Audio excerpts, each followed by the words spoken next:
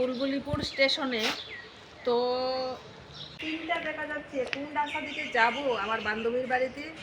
বান্ধবীর মেয়েকে পাঠানোর কথা ছিল, কিন্তু বান্ধবীর মেয়েকে তো পাঠানো না, কোথায় যাই দেখি তো, গিয়ে সামনে আছে কিনা দেখি, একটু সামনে গিয়ে।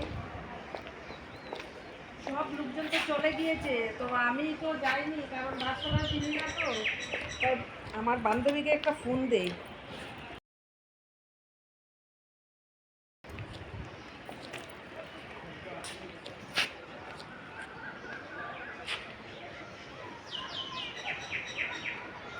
হ্যালো হ্যালো, হ্যাঁ বান্ধবী, এই যে আমি তো স্টেশনে থেকেই বসে আছি, কিন্তু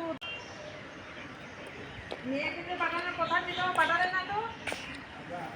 মেয়েকে না পাঠালে আমি কি কাউকে পাঠাও?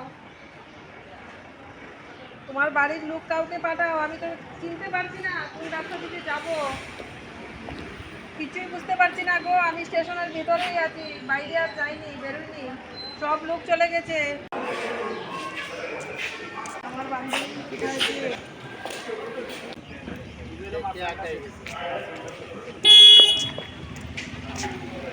সেই তো অপেক্ষা করছি, কিন্তু কোথায় গো, আমি তো পাচ্ছি না, কাউকে পাচ্ছি না।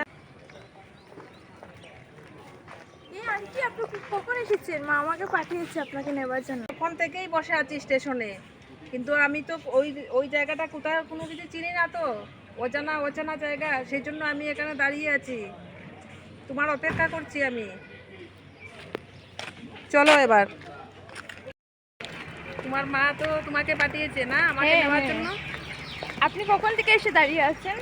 আমি প্রায় আধা ঘন্টা হবে আমি বসে আছি, সব লোক চলে গেছে, তারপরে আমি একাই বসে আছি। আমি তো কারণ হেঁটে হেঁটে এসেছি, রাস্তাঘাট চিনি না তো। আমি তো হেঁটে হেঁটে এসেছি, তার জন্য আমার একটু লেট হয়ে গেছে। আচ্ছা, তো বাড়িটা বেশি দূরে না বোধহয় না? না না না, ওই যে বাড়িটা। আচ্ছা আচ্ছা, এটা একদম পাশেই। কাছেই না? হ্যাঁ, কাছে। ও, চিনলে তো সব কাছেই যাওয়া যায়, কিন্তু আমি তো চিনি না ওই রাস্তাটা, এই জন্যই তো অপেক্ষা করছি আমি। মা আসতে পারেনি, আমাকে পাঠিয়েছে। আচ্ছা আচ্ছা, ঠিক তাহলে আছে। চলুন। তোমার মা রান্না করছে বোধহয় না? হ্যাঁ হ্যাঁ, কাজ করছে।